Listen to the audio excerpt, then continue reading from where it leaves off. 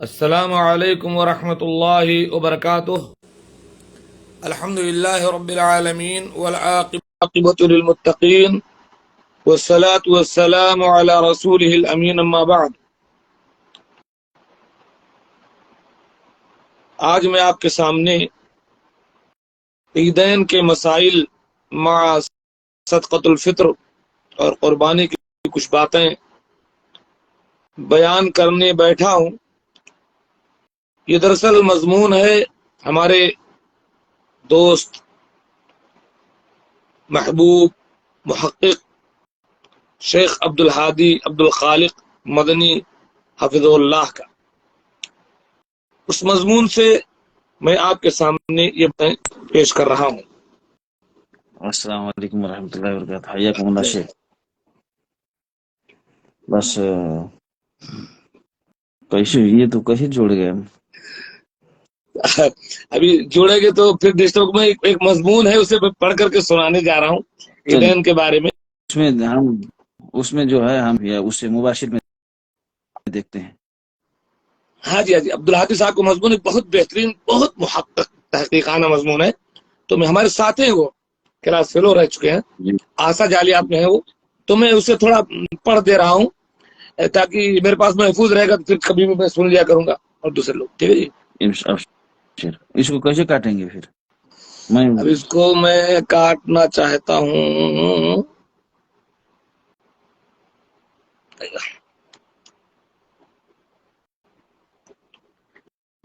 ہم اختصار کے ساتھ عیدین کے مسائل بیان کر رہے ہیں۔ رب کریم سے دعا ہے کہ اللہ تعالی ہمیں زندگی کے جملہ امور میں سنت کی روش کو اپنانے کی توفیق عطا فرمائے۔ صلاۃ عیدین سنت مؤکدہ ہے، نبی کریم صلی اللہ علیہ وسلم نے اس پر مواظبت اور مداومت فرمائی ہے۔ اہل و عیال سمیت عیدگاہ نکل کر صلاۃ عید کی ادائیگی مسلمانوں کا ایک عظیم شعار ہے۔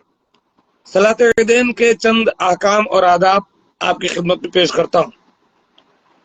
عید خوشی اور مسرت کا دن ہے۔ اللہ تعالی نے خوشیاں منانے اور مسرت کا اظہار کرنے کے لیے سال میں 2 دن بطور عید مقرر کیے ہیں۔ چنانچہ حضرت انس رضی اللہ تعالی عنہ کی روایت ہے، رسول اللہ صلی اللہ علیہ وسلم مدینہ تشریف لائے تو مدینہ والوں کے پاس 2 دن کھیل کود کے مخصوص تھے۔ رسول اللہ صلی اللہ علیہ وسلم نے دریافت کیا کہ یہ 2 دن کیا ہے؟ انہوں نے جواب دیا کہ ہم ان 2 دنوں میں جاہلیت میں کھیلا کرتے تھے۔ اللہ کے نبی صلی اللہ علیہ وسلم نے ارشاد فرمایا کہ اللہ تعالیٰ نے ان 2 دنوں کے بدلے ان سے بہتر 2 دن تمہیں عنایت کیے ہیں، ایک ہے عید الاضحیٰ، دوسرے ہے عید الفطر۔ صحیح سنن ابی داؤد۔ حضرت عائشہ رضی اللہ تعالیٰ عنہ بیان کرتی ہیں کہ میرے والد ابو بکر رضی اللہ تعالیٰ عنہ میرے پاس عید کے دن تشریف لائے اور میرے پاس انصار کی 2 لڑکیاں جو گانے والیاں نہیں تھیں، وہ اشعار ہی گا رہی تھیں جو انصار نے بعاث کی جنگ کے موقع پر کہے تھے۔ ابو بکر رضی اللہ تعالیٰ عنہ نے کہا، رسول اللہ صلی اللہ علیہ وسلم کے گھر میں یہ شیطانی باجے؟ تو آپ نے اللہ کے نبی صلی اللہ علیہ وسلم نے ارشاد فرمایا، اے ابو بکر، ہر قوم کی ایک عید ہوتی ہے اور یہ ہماری عید ہے۔ یہ حدیث بخاری اور مسلم کی ہے۔ ہمارے جو بھائی اس ویڈیو کو دیکھ رہے ہیں، دوسروں تک شیئر کر کے اس کار خیر میں حصہ لیں۔ عید میں تکبیر پکارنا۔ عید الفطر میں چاند دیکھنے یا چاند کی اطلاع پانے سے لے کر کے صلاۃ عید پڑھنے تک، اور عید الاضحیٰ میں چاند دیکھنے یا اس کی اطلاع پانے سے لے کر کے 13 ذوالحجہ کی شام تک کثرت سے بلند آواز سے تکبیر پکارتے رہنا سنت ہے۔ البتہ عورتوں کو آہستہ اور پست آواز میں یہ تکبیر کہنی چاہیے۔ تکبیر کا صیغہ یہ ہے، اللہ اکبر لا الہ الا اللہ واللہ اکبر وللہ الحمد۔ اللہ تعالیٰ کا ارشاد ہے، اعوذ باللہ من الشیطان الرجیم وَلِتُكْمِلُوا الْعِدَّةَ وَلِتُكَبِّرُوا اللَّهَ عَلَى مَا هَدَاكُمْ وَلَعَلَّكُمْ تَشْكُرُونَ۔ ہمارے دوست عطار صاحب اگر یہ ویڈیو دیکھ رہے ہوں تو دوسروں تک شیئر کرنے کی کوشش کریں۔ تم گنتی پوری کر لو اور اللہ تعالیٰ کی دی ہوئی ہدایت پر اس کی تکبیر بیان کرو اور اس کا شکر ادا کرو۔ ام عطیہ رضی اللہ تعالیٰ عنہ کی روایت ہے کہ ہمیں عید کے دن عیدگاہ کے لیے نکلنے کا حکم ہوتا تھا۔ ہم غیر شادی شدہ لڑکیوں تک کو ان کے گھروں سے نکال کر لے جاتے تھے۔ ہم حیض والیوں تک کو گھروں سے نکال کر لے جاتے تھے. عورتیں مردوں کے پیچھے رہتی تھی، ان کی تکبیر کے ساتھ تکبیر کہتی تھی، ان کی دعا کے ساتھ دعا کرتی تھی، اس دن کی برکت اور پاکیزگی کی امید رکھتی تھی. یہ حدیث صحیح بخاری کی ہے. یعنی عورتیں بھی عیدگاہ جاتی تھی.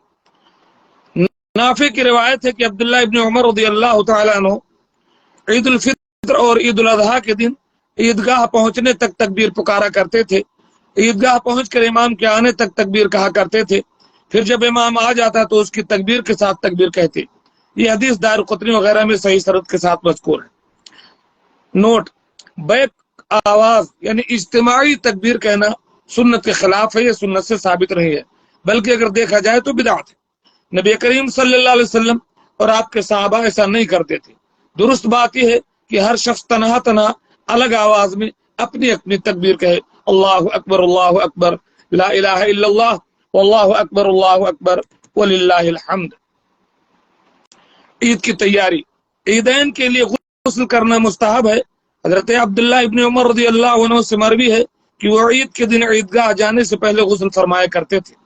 اس حدیث کو صحیح سند سے امام مالک نے موطا میں روایت کیا ہے. علامہ ابن قیم رحمۃ اللہ علیہ فرماتے ہیں کہ ابن عمر جو اتباع سنت کی اپنی شدت میں معروف ہیں، ان سے ثابت ہے کہ عید کے روز دن نکلنے سے پہلے غسل کیا کرتے تھے. زاد المعاد. عیدین کے لیے خوبصورت اور عمدہ لباس پہننا بھی مستحب ہے. امام بخاری نے اپنی صحیح میں کتاب العیدین کا پہلا باب یہی قائم کیا ہے کہ باب فی العیدین والتجمل فیہ، دونوں عیدوں کا بیان اور عید کے دن زیب و زینت اختیار کرنے کا بیان. اس باب کے تحت امام بخاری یہ حدیث لائے ہیں کہ ایک بار بازار میں ایک موٹے ریشم کا کپڑا چوغا بک رہا تھا. اسے لے کر کے حضرت عمر فاروق رضی اللہ تعالیٰ عنہ نبی پاک کی خدمت میں حاضر ہوئے اور اسے خریدنے کی درخواست کی، اور یہ بھی کہا کہ اسے پہن کر عید اور وفود کی پذیرائی کے لیے زینت فرمایا کیجیے. عید میں بھی پہنیے اور وفود جب آپ سے ملاقات کریں. اللہ کے نبی صلی اللہ علیہ وسلم نے چونکہ وہ ریشم کا تھا اس لیے آپ نے فرمایا یہ ان لوگوں کا لباس ہے جن کا آخرت میں کوئی حصہ نہیں. حدیث سے معلوم ہوتا ہے کہ اللہ کے نبی صلی اللہ علیہ وسلم نے اس لیے انکار فرمایا کہ وہ چوغا ریشم کا تھا جو مردوں پر حرام ہے، لیکن عید کے دن وفود کی پذیرائی کے لیے خصوصی طور پر زیب و زینت اختیار کرنے سے آپ نے انکار نہیں فرمایا. حافظ ابن حجر رحمت اللہ علیہ فرماتے ہیں ابن ابی دنیا اور بیہقی نے صحیح سند سے روایت کیا ہے کہ ابن عمر رضی اللہ عنہ عیدین میں اپنا سب سے اچھا لباس پہنا کرتے تھے. فتح الباری. عیدگاہ نکلنے سے پہلے کھجور کھانا. صلاۃ عید الفطر کے لیے نکلنے سے پہلے طاق کھجوریں 3 یا 5 یا زیادہ، مگر طاق ہی کھانا سنت ہے. ہمارے شیخ عبدالحادی صاحب نماز نہیں کہتے، نماز کہنا بھی نہیں چاہیے، یہ اس کی سخت پابندی فرماتے ہیں، اس لیے انہوں نے سلاد کا لفظ استعمال کیا. اللہ ان کو جزائے خیر دے. تو کھجور کھا کر کے جانا چاہیے طاق کھجور ہے عید کے دن. اس کے برخلاف عید الاضحیٰ کے لیے کچھ کھائے بغیر نکلنا اور عیدگاہ سے واپس ہو کر کچھ کھانا سنت ہے. نعم حبیبی نعم.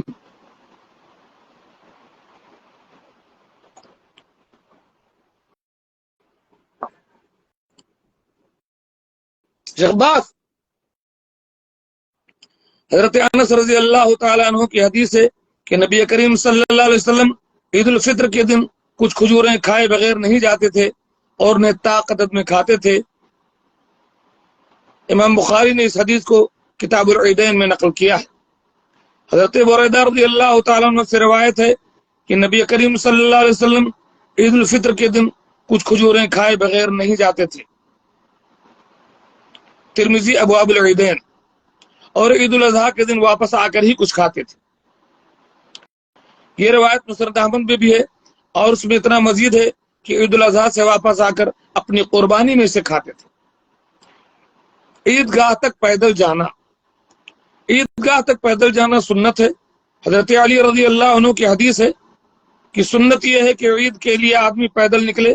ترمذی ابواب العیدین. امام ترمذی رحمۃ اللہ علیہ نے فرمایا یہ حدیث حسن ہے اور اکثر اہل علم کے نزدیک اسی پر عمل ہے. عید کے لیے پیدل نکلنے اور بلا عذر سواری نہ کرنے کو وہ مستحب سمجھتے ہیں. عورتوں کا عیدگاہ جانا.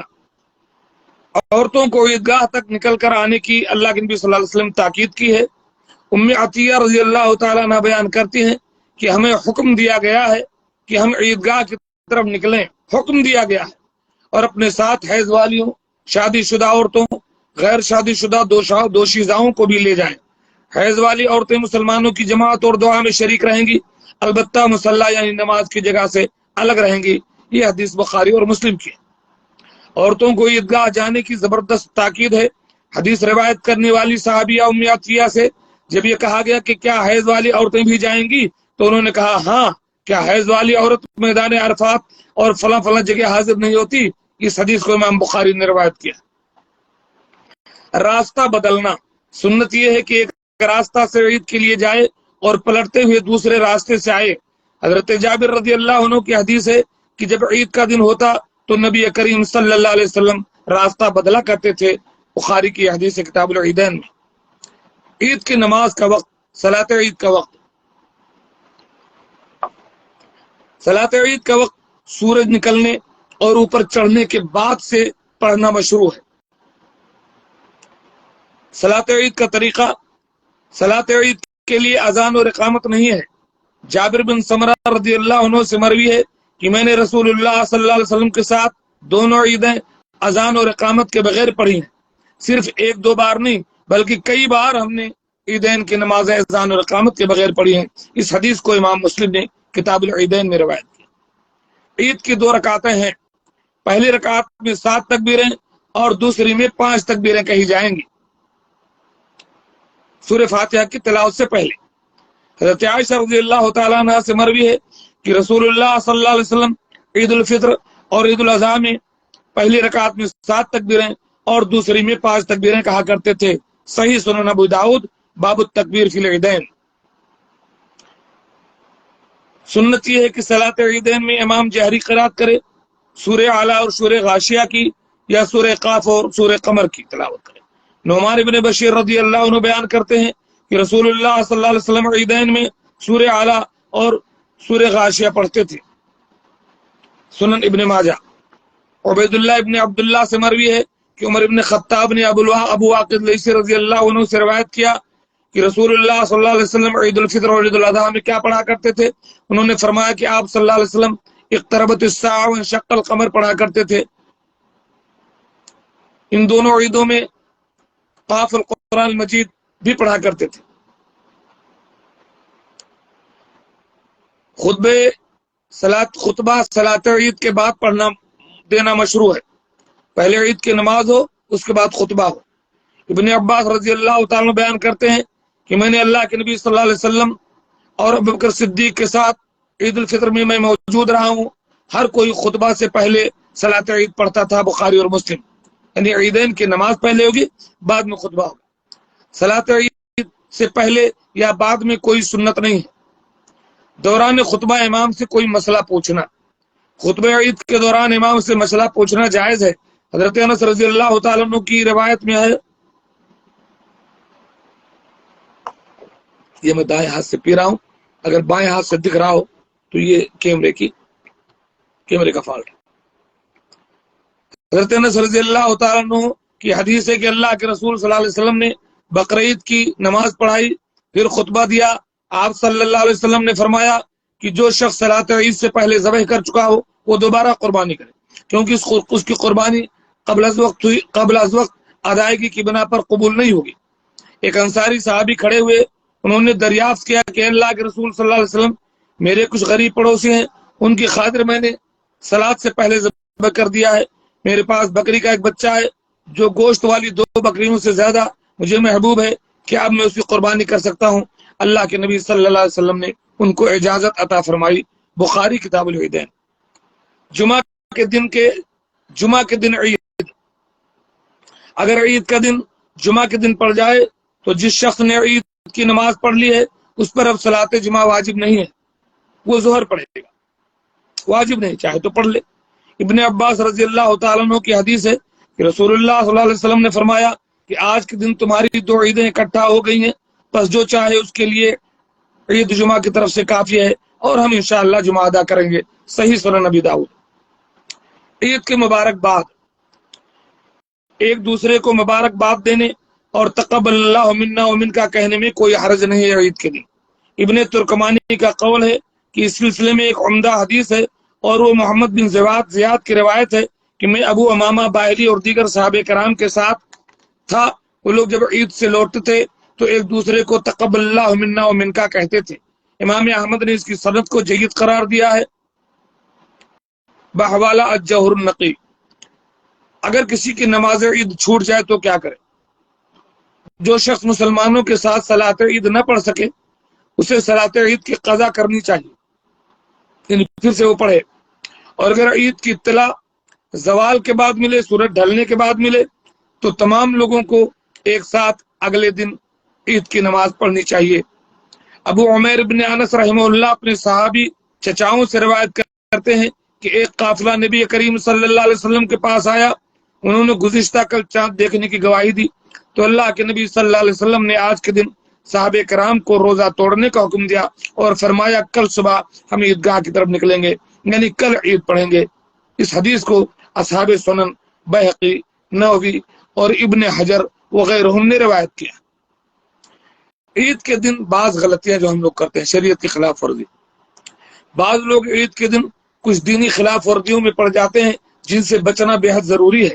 مثال کے طور پر حرام زیب و زینت کا اختیار کرنا، حرام چیزیں پہننا، حرام زینت اختیار کرنا، مثلا کپڑوں کو ٹخنوں سے نیچے پہننا، مثلا داڑھی کا موڑنا، گانے بجانے کی حرام مجلسیں منعقد کرنا، اسی دن ضرور جا کر کے فلم دیکھنا ٹی وی پر یا فلم ہال میں تفریح کے لیے، اجنبی عورتوں کی طرف دیکھنا اس دن، خاص کر عورتوں کا بے پردہ نکلنا، مردوں کے ساتھ مختلط ہونا عورتوں کا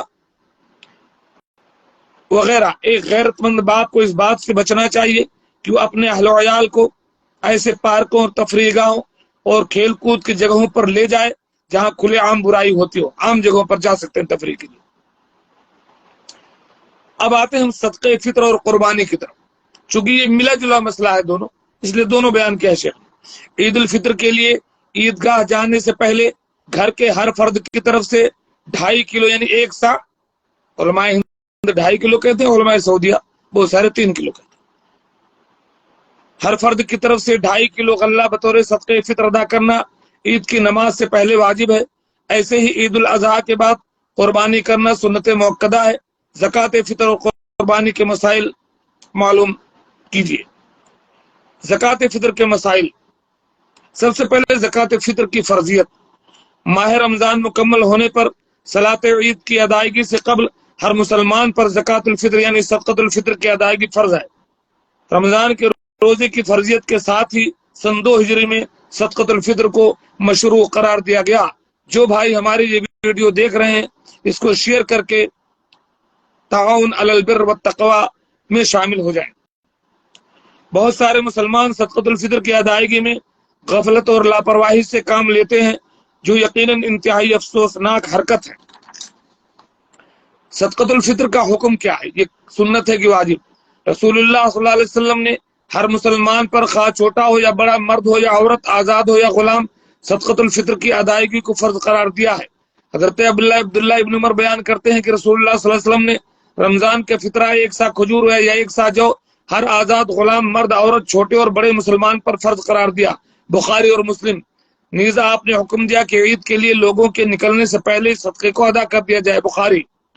اگر کسی مسلمان کے پاس عید کے دن اور عید کی رات اپنی خوراک اور اپنے اہل و عیال کی خوراک سے فاضل چیز موجود ہے تو اس پر زکوٰۃ الفطر واجب ہے۔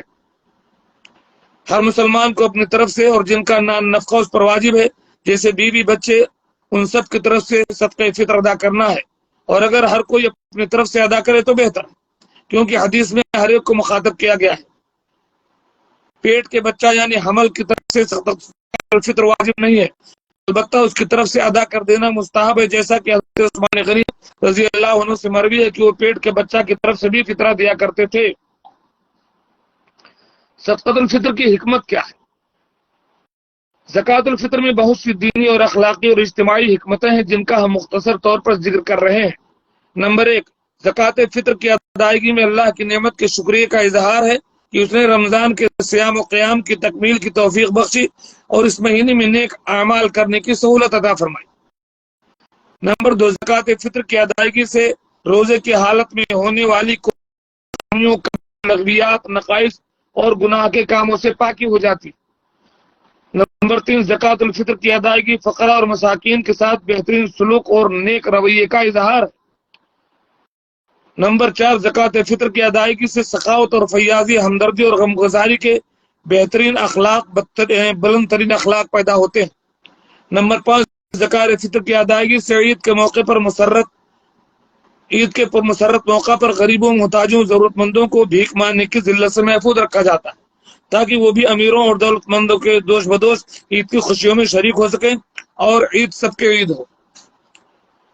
عبداللہ ابن عباس رضی اللہ عنہ سے مروی ہے کہ رسول اللہ صلی اللہ علیہ وسلم نے زکوٰۃ فطر کو روزے دار کی لغو اور بیہودہ باتوں سے پاکی کے لیے اور مسکینوں کی خوراک کے لیے مقرر فرمایا۔ جس نے اسے نماز عید سے پہلے ادا کر دیا تو اس کی زکوٰۃ مقبول ہے، اور جس نے صلاۃ عید کے بعد ادا کیا تو وہ زکوٰۃ فطر نہیں بلکہ عام صدقوں کی طرح ایک صدقہ ہوگا۔ اس حدیث کو ابو داؤد اور ابن ماجہ نے حسن سند کے ساتھ روایت کیا۔ زکوٰۃ فطر میں کون سی جنس نکالنی چاہیے، یعنی روپیہ پیسہ نکالیں گے یا سامان نکال سکتے ہیں یا غلہ نکالنا چاہیے؟ تو زکوٰۃ فطر ان اجناس میں سے ہونا چاہیے جو انسانوں کی خوراک ہے، جو کھانے میں استعمال ہوتی ہے خوراک، مثلا گیہوں، جو، کھجور، کشمش، پنیر، چاول، مکئی یا کوئی دیگر چیز جو انسانوں کی خوراک مانی جاتی ہے۔ ابو سعید خدری بیان کرتے ہیں کہ ہم نبی کریم صلی اللہ علیہ وسلم کے زمانے میں ایک سا غلہ کھانا صدقہ فطر نکالا کرتے تھے۔ ان دنوں ہمارا غلہ اور کھانا جو، کشمش، پنیر اور کھجور تھا۔ رواه البخاری۔ معلوم ہوا کہ جانوروں کا چارہ فطرہ میں نکالنا درست نہیں ہے، کیونکہ نبی کریم صلی اللہ علیہ وسلم نے فطرہ مسکینوں کی خوراک کے لیے فرض کیا ہے، نہ کہ چوپایوں کی خوراک کے لیے۔ نمبر 2، آدمیوں کی خوراک کے علاوہ کپڑے، فرش، برتن، ساز و سامان وغیرہ بھی فطرہ میں نکالنا صحیح نہیں ہے، کیونکہ نبی کریم صلی اللہ علیہ وسلم نے اسے غلہ میں متعین کیا ہے، چنانچہ آپ صلی اللہ علیہ وسلم کے متعین کردہ حدود سے تجاوز نہیں کیا جائے گا۔ نمبر 3، غلہ کی قیمت نکالنا بھی درست نہیں ہے، کیونکہ یہ رسول اللہ صلی اللہ علیہ وسلم کے حکم کی خلاف ورزی ہے۔ آپ صلی اللہ علیہ وسلم نے فرمایا کہ جس نے ہمارے دین میں کوئی نئی چیز ایجاد کی جو اس دین میں نہیں ہے تو وہ رد کر دیا جائے گا، بخاری اور مسلم۔ نیز آپ نے فرمایا کہ جس نے کوئی ایسا عمل کیا جس پر ہمارا حکم نہیں ہے تو وہ مردود ہے، رواہ مسلم۔ ایک سا غلہ ہی نکالا کرتے تھے صحابہ کے زمانے میں۔ قیمت نکالنا صحابہ کے عمل کے بھی خلاف ہے۔ نبی کریم صلی اللہ علیہ وسلم نے صدقہ فطر مختلف اجناس میں متعین کیا جن کی قیمتیں غالباً مختلف ہوتی ہیں۔ اگر قیمت کا اعتبار ہوتا تو کسی ایک جنس کا ایک سا واجب ہوتا اور دوسرے اجناس سے اس کی قیمت کے مطابق مقدار ہوتی، لیکن قیمت متعین نہیں ہے۔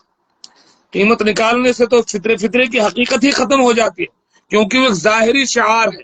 غلہ نکالنا اظہار ہوتا ہے غربا کے ساتھ ہمدردی کا، جسے سب جانتے ہیں، جبکہ قیمت نکالنے کی شکل میں وہ چیز خاموشی کے ساتھ ہو جاتی ہے، مخفی ہو جاتی ہے، جسے صرف دینے اور لینے والے ہی جانتے ہیں۔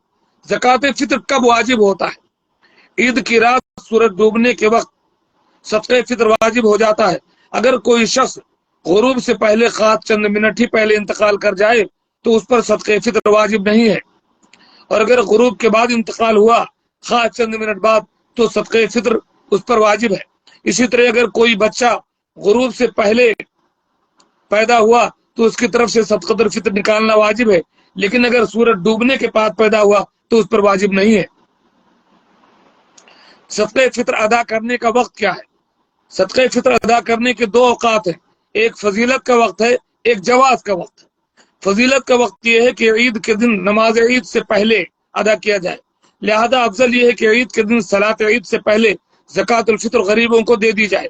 ابو سعید خدری بیان کرتے ہیں کہ ہم نبی کریم صلی اللہ علیہ وسلم کے زمانے میں عید الفطر کے دن ایک سا غلہ نکالتے تھے، صحیح بخاری کی روایت ہے۔ عبداللہ بن عمر رضی اللہ عنہ کی ایک حدیث میں ہے کہ نبی کریم صلی اللہ علیہ وسلم نے صلاۃ عید کے لیے لوگوں کے نکلنے سے پہلے زکوٰۃ فطر ادا کرنے کا حکم دیا، مسلم وغیرہ۔ اور جواز کا وقت یعنی جائز ہے، عید سے ایک یا دو دن پہلے بھی آپ نکال سکتے ہیں ترتیب اور تنظیم کے لیے، لہذا ایک مسلمان کے لیے جائز ہے کہ ایک یا دو دن پہلے ہی زکات فطر غریبوں تک پہنچا دے، لیکن یاد رہے کہ اگر اس سے بھی پہلے کر دیا، 1-2 دن تک اجازت ہے، لیکن کوئی اس سے بھی پہلے 28 سے پہلے بھی کر دے تو ٹھیک نہیں ہے۔ اگر اس سے پہلے فطرہ دیا گیا تو ادا نہ ہوگا۔ اگر کسی نے 28 رمضان سے پہلے ہی فطرہ دے دیا تو قبل از وقت ادائیگی کی بنا پر فطرہ ادا نہ ہوگا، اسے دوبارہ ادا کرنا پڑے گا۔ صحیح بخاری میں نافع رحمہ اللہ سے روایت ہے کہ ابن عمر رضی اللہ عنہ چھوٹے اور بڑے سب کی طرف سے فطرہ نکالتے تھے، یہاں تک کہ وہ میرے بیٹوں کی طرف سے بھی دے دیتے تھے۔ فطرہ ان لوگوں کو دیتے تھے جو اسے قبول کیا کرتے تھے، نیز اسے عید الفطر سے 1 یا 2 دن پہلے دے دیا جاتا تھا۔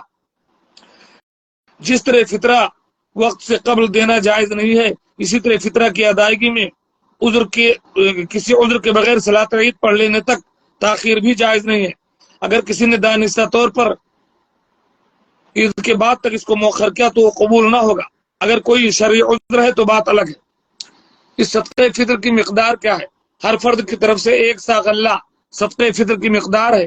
1 سا غلے کا وزن اچھے گیہوں سے تقریباً 2.5 کلو گرام ہوتا ہے۔ معلوم رہے سا ناپنے کا ایک پیمانہ ہے، ناپنے والی چیز کو جب وزن میں تبدیل کیا جائے گا تو مختلف چیزوں کا وزن اور بسا اوقات ایک ہی چیز کا وزن اس کی کیفیت بدلنے سے الگ ہو جاتا ہے۔ اسی لیے بطور احتیاط غریبوں کا خیال رکھتے ہوئے اگر کوئی 3 کلو غلہ بطور صدقہ فطر ادا کرے تو یہ زیادہ بہتر۔ اگر کسی کے پاس عذر کرنے کا کوئی آلہ موجود نہ ہو تو متوسط آدمی کے ہاتھ سے 4 چلو دے دینے سے ایک آدمی کی طرف سے صدقہ الفطر ادا ہو جائے گا۔ زکات الفطر کا مصرف اور اس کے حقدار کون ہے؟ صدقہ الفطر کس کو دیا جائے گا؟ صدقہ الفطر کے حقدار صرف فقراء اور مساکین ہیں۔ زکات کے بقیہ 8 مصارف میں اسے خرچ نہیں کیا جائے گا۔ زکات کے جو 8 مصارف قرآن میں بتائے گئے ان 8 مصارف میں نہیں خرچ کیا جائے گا۔ صدقہ الفطر کو صرف فقراء اور مساکین میں، کیونکہ ابن عباس رضی اللہ عنہ کی حدیث ہے کہ رسول اللہ صلی اللہ علیہ وسلم نے صدقہ فطر فرض کیا لغو اور بے ہودگی سے صائم کی پاکی کے لیے اور مسکینوں کی خوراک کے لیے، ابو داؤد ابن ماجہ۔ لہذا مسجد یا مدرسہ یا اسلامی مراکز میں صدقہ فطر دینا درست نہیں ہے۔ مسجد یا مدرسہ یا اسلامی مراکز میں صدقہ فطر دینا درست نہیں ہے۔ شیخ عبدالہادی عبدالخالق مدنی حفظ اللہ جو جالیات احسا کے داعی ہیں، ان کا یہ مضمون ہے۔ بہت محقق آدمی ہے، بڑے معتمد آدمی ہے، بڑی تحقیقی بات کرتے ہیں۔ کہتے ہیں کہ صدقہ فطر مسجد یا مدرسہ یا اسلامی مراکز میں دینا درست نہیں ہے۔ ہاں ایسی جمعیت میں فطرہ دے سکتے ہیں جو اسے غریبوں اور مسکینوں میں خرچ کرنے کا انتظام کرتی ہو اور اسے اصل حقداروں تک پہنچاتی ہو تو وہ ہماری وکیل ہے۔ وہ صدقہ فطر 1 سے زیادہ فقیروں میں بھی تقسیم کیا جا سکتا ہے، اور یہ بھی جائز ہے کہ فطرہ ایک ہی فقیر کو دے دیا جائے۔ کچھ لوگوں کی عادت ہے کہ فقراء مساکین کے بجائے رشتہ داروں، پڑوسیوں یا باہمی تبادلہ کے طور پر یا ہر سال چند متعین خاندانوں ہی کو زکات الفطر دیتے ہیں اور ان کی مالی پوزیشن پر غور نہیں کرتے کہ وہ زکات کے مستحق ہیں بھی کہ نہیں۔ ظاہر ہے اگر مذکورہ لوگ غریب اور مسکین نہیں ہیں تو نہ ہی وہ فطرہ لینے کے حقدار ہیں، نہ ہی ان کو فطرہ دیا جانا درست ہے۔ اللہ تعالی ہر مسلمان کو صدقہ فطر کی ادائیگی اور صحیح مصرف میں اسے خرچ کرنے کی توفیق دے۔ زکات الفطر دینے کی جگہ کون سی؟ زکات الفطر اسی جگہ کے فقیروں کو دیا جائے جہاں پر آدمی موجود ہو، خواہ وہ اس کا وطن ہو یا وہاں عارضی طور پر مقیم ہو۔ اگر دوسری جگہ یا بستی کے فقیروں کو پہنچا دیا ہے تو بھی کوئی حرج نہیں، کیونکہ اصل جواز ہے اور دوسری جگہ صدقہ الفطر دینے سے منع کرنے والی کوئی دلیل موجود نہیں ہے۔ اصل یہ کہ زکات الفطر نکالتے وقت مسلمان جس جگہ ہے وہاں کے فقراء مساکین کو دے دے، خواہ اس کا اپنا ملک ہو یا دوسرا ہو، بالخصوص اگر وہ فضیلت والی جگہ ہے جیسے مکہ اور مدینہ، یا اس کے فقراء زیادہ محتاج ہوں۔ البتہ اگر کسی ایسے ملک میں ہے جہاں مستحق نہیں پاتا، مستحقین کو نہیں جانتا، تو وہاں صدقۃ الفطر وہ ادا کرے گا جہاں لوگ مستحق ہیں، اور وہاں وہ اپنی طرف سے کسی کو وکیل بنا سکتا ہے۔ اب اس کے بعد آداب ذبح و قربانی ہے، لیکن چونکہ اس سے ہمارا تعلق نہیں، ہم عید الفطر سے قریب ہے، اس لیے میں اس مسئلے کو چھوڑتا ہوں۔ اللہ رب العالمین سے دعا کرتے ہوئے کہ اللہ سبحانہ تعالیٰ ہمارے روزوں کو، نمازوں کو، تلاوت کو، صدقہ و خیرات کو توبہ استغفار کو اللہ تعالیٰ قبول فرمائے، اور اس ماہ رمضان کو ہمارے لیے جہنم سے نجات کا اور جنت میں داخلے کا ذریعہ بنائے، مسلمانوں کی مظلومی کے دن ختم ہو، اللہ تعالیٰ دنیا کے تمام مسلمانوں کے لیے خوشیوں کا ذریعہ بنائے کہ آئندہ اس کے تمام اوقات خوشی میں صرف ہوں، دین اسلام پر اللہ تعالیٰ ہمیں ثابت قدم رکھے۔ اللہ یا مقلب القلوب ثبت قلوبنا علی طاعتک، آمین۔ وآخر دعوانا ان الحمد للہ رب العالمین۔ السلام علیکم ورحمۃ اللہ وبرکاتہ۔